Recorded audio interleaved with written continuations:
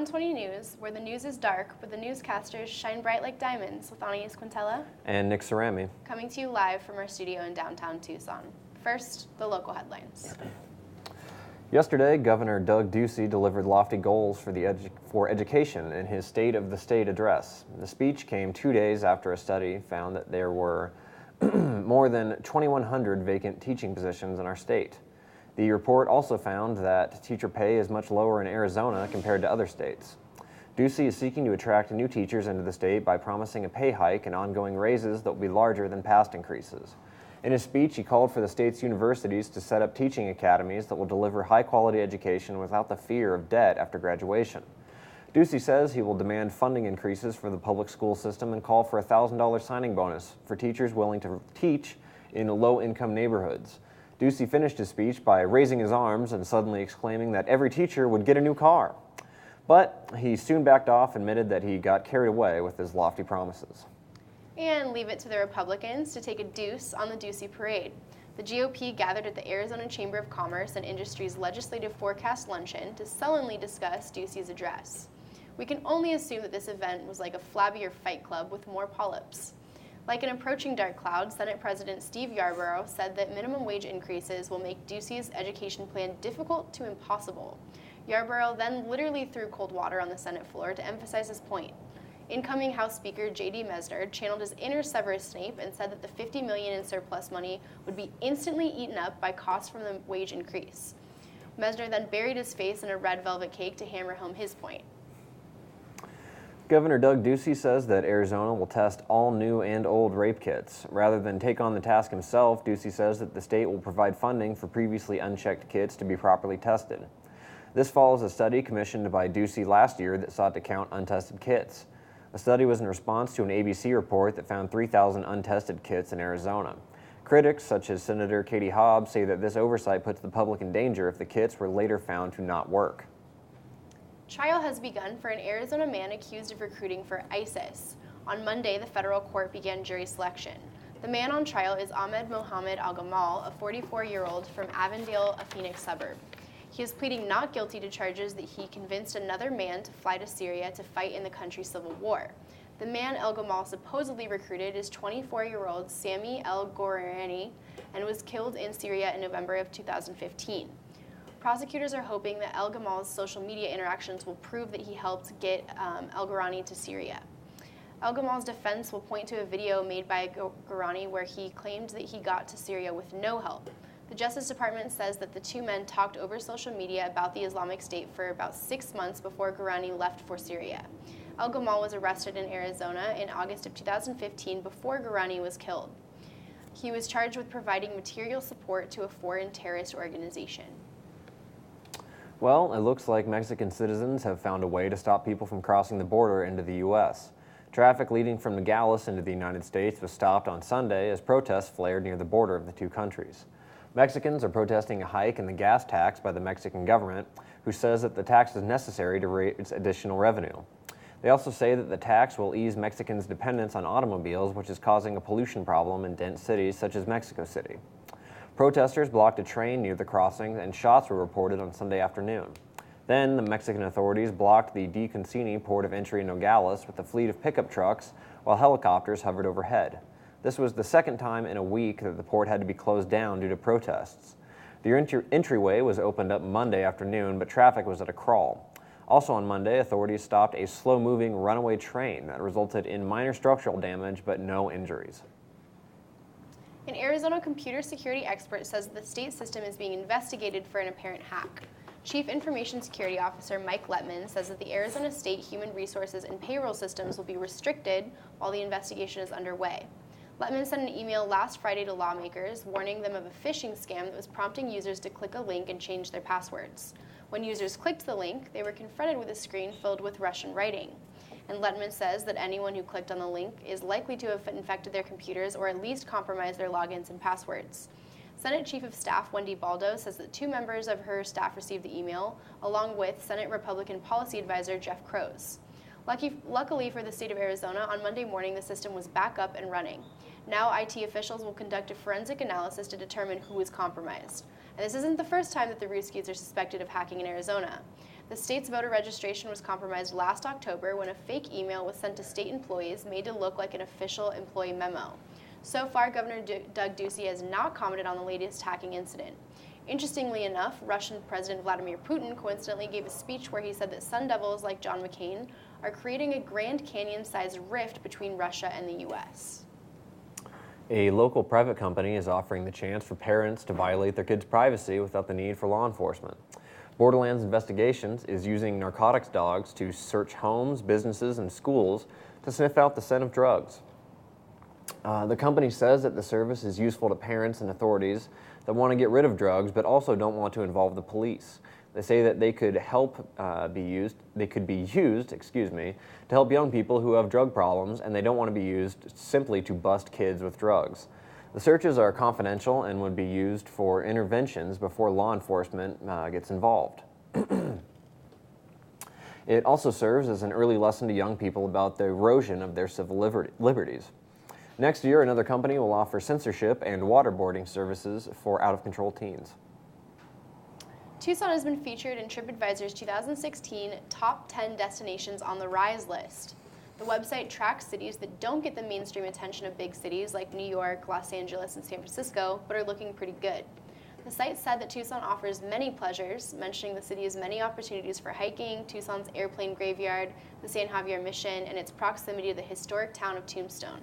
Also making the list are Columbus, Ohio, Portland, Maine, Colorado Springs, and Louisville, Kentucky. While it's great that Tucson was included, TripAdvisor didn't mention favorite pastimes like scoring meth outside of a Circle K and getting a DUI a half mile from your house. And now in national and international news, as Yemen's largely ignored civil war grinds on for its third year, citizens are suffering from large-scale starvation. The World Food Program estimates that more than 20 million Yemenis are food insecure or severely food insecure. This has contributed to an atmosphere where many Yemenis have had to rely on garbage to supply their daily food supply and are routinely hanging around restaurants in order to scoop up the leftovers. Before the war, 90% of Yemen's food was imported, but the import system has been severely disrupted due to daily attacks in the country. The civil war began when Yemen's minority Houthi rebels attacked the central government in the city of Sana'a. The Houthis are loyal to former leader Ali Abdullah Saleh, who escaped the country after being injured in a bomb blast. Saudi Arabia has helped Yemen's government fight off the Houthis, who belong to the rival Shiite sect of Islam. And the United States and Britain have also provided weapons and training to Yemen's government. Critics say that this has created a proxy war with civilians being caught in the middle. Last year, the central government relocated from Sana'a to Aden because Houthis had largely taken over Sana'a. Since then, most government workers haven't been paid, adding to the country's misery. The UN says that 370,000 children are now at risk of starvation in Yemen, and more than 2 million are out of school because of the war.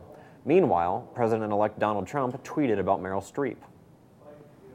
Well, it looks as though Donald Trump won't be the first in his cabinet to ignite a war in the Middle East. Trump's appointment for Secretary of State Rex Tillerson allegedly ignored State Department requests to hold off on an oil deal in an attack to starve off an escalating civil war. The issue occurred in 2011 when Tillerson was CEO of ExxonMobil, a position he held before being picked by Trump. While Exxon was working on a deal in the Sunni-occupied southern region of Iraq, Tillerson was also preparing a deal with the northern part of the country, which is occupied by opposition Kurds. The Kurdish-occupied area is said to hold about 40% of the country's significant oil reserves. The two deals put Tillerson and Exxon in the middle of a violent civil war that raged on for years after the U.S.-led invasion in 2003. Iraq's government was angry at the deal, and the U.S. government told Tillerson to stop the deal. That order was ignored by our future Secretary of State. Gunfire eventually broke out along the Kurdish border between Iraqi troops and Kurds. The groups were eventually convinced to strike a ceasefire, but officials said it was a close call. Critics of Tillerson are questioning how much he knows about foreign policy to commit such a blunder to almost cause a battle to break out. Tillerson dismissed the claims, pointing that he regularly meets with world leaders.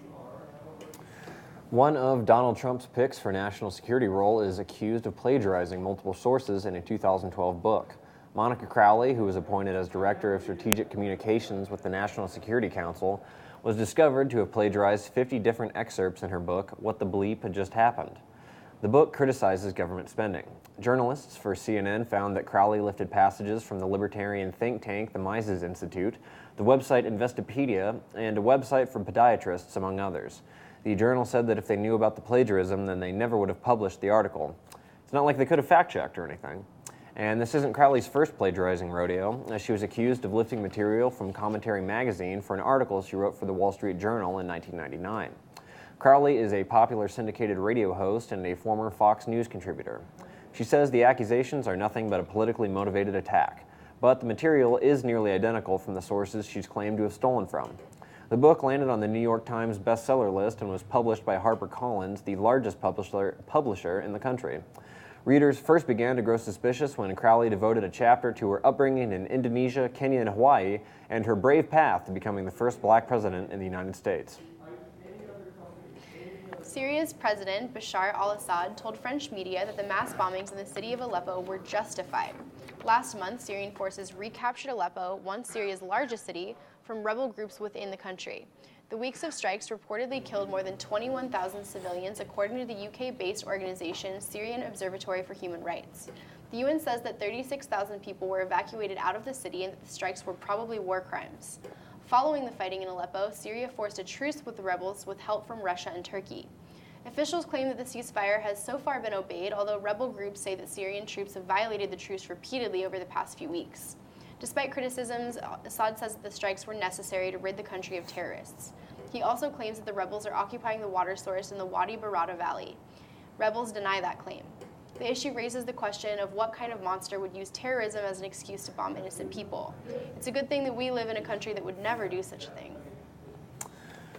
Yesterday was a rough day to be an African dictator. First, the former president of Chad, Hissène Habré, appealed to charges that he committed war crimes when he was the president in the 1980s. He stands accused of terrorizing civilians, including ordering torture, execution, and rape by the country's military.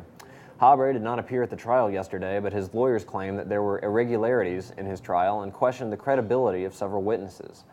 Habré was found guilty by the International Criminal Court and ordered to pay millions to his victims who have yet to see any of the reparations. He allegedly emptied out the country's treasury before he fled the country in 1990, but was later arrested in Senegal. Senegalese authorities were only able to seize 2 small bank accounts and a house worth about $1 million, a tiny portion of the stolen fortune. Human rights activists are concerned that Senegal will pardon Habré, who claims that the trial is politically motivated by his opposition. And things aren't going much better for current Gambian dictator Yahya Jammeh, who is being pressured to give up power in the small African country. Jammeh, who ruled Gambia for 22 years, lost in December's election to opponent Adama Barrow. At first, Jammeh accepted the results and said that he would step down, but later had a change of heart and found that he liked this whole dictator thing a little too much. A group of West African leaders met in Nigeria's capital, Abuja, to discuss next steps in mediating the crisis. The leaders will next travel to Gambia and try to convince Jammeh that he needs to step down and let democracy play out in the country for the first time in its history. The leaders included Liberian President Ellen Johnson Sirleaf and Ghana's former President John Dramani Mahama. Jammeh defended himself, saying that he'll step down after he gets the country in order, which should only take about another 20 years or so. A manhunt is underway to find the shooter of Orlando police officer Sergeant Deborah Clayton. Clayton was pronounced dead on Monday morning after a shooting occurred near an Orlando Walmart. Police are seeking the suspect, identified as Markeith Lloyd, who allegedly carjacked another vehicle and drove away, but later abandoned the car. While seeking out the suspect, another officer was killed in a car accident. 17 Orlando area schools were locked down on Monday because of the shooting. Authorities are offering a $60,000 reward for any information leading up to the capture of Lloyd, as police say they've been searching for him for weeks and think he may be receiving outside help. Governor Rick Scott canceled an appearance in Orlando because of the shooting and says he's heartbroken over the killing. Japanese scientists think that they may have discovered the missing element in Earth's core. Researchers from the University of Tokyo experimented with various elements to determine what might be hiding in the solid center of our Earth. Scientists for years have known that the Earth's core is made up of 85% iron and 10% nickel, but the remaining 5% was a mystery. Because the core is too deep to observe firsthand, the scientists had to rely on seismic waves sent out by chemical reactions within the core. They were able to recreate the high temperatures within the core, then mixed iron and nickel with different elements. Finally, they found that when they mixed the 2 other elements with silicone, they were able to reproduce the seismic waves created in the core. So, the scientists believe that silicone is the mystery element, meaning that the Earth's core is composed of the same material used to make Pamela Anderson's boobs. Upon hearing the news, President-elect Donald Trump vowed to fund an expedition to the center of the Earth in order to extract more, quote, boob juice. This is Anais Quintela. And Nick Cerami. For 5 on 20 News. Next up, local restaurateurs Joshua Mushman and Tiffany Eldridge discuss their new restaurants, Sazerac and Twisted Tandoor, and more.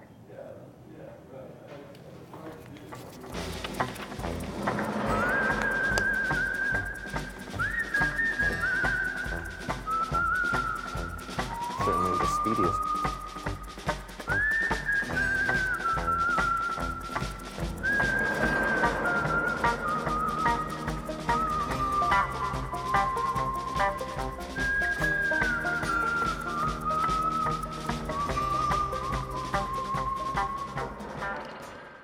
This is Alex Cack for 5 on 20 News. I'm sitting down with Tiffany Eldridge and Joshua Mussman of Jam Culinary Concepts. Guys, thanks for being here. Thanks so much for having us. All right. So let's just get into it. You guys are here for a reason. You have some new restaurants opening up. How many, again? Well, there's 3 that are opening. One's in Salt Lake City. It's called Yoko. It's a ramen concept. Then we're opening 2 in the Tucson area. First one's going to be Sazerac, actually, which is opening MLK. So the 16th, just a few weeks away. A few days away. No, That's true. Yeah, it's going to be right around the corner by the time this makes it on air. In addition, I mean, just so our viewers know, you own Noble Hops, you own Vera More. Still, which is the speakeasy. And the Still, which is, of course, in Vera More. What's really the emphasis here? I mean, you guys are transitioning into new types of cuisine. What kind of inspired this change?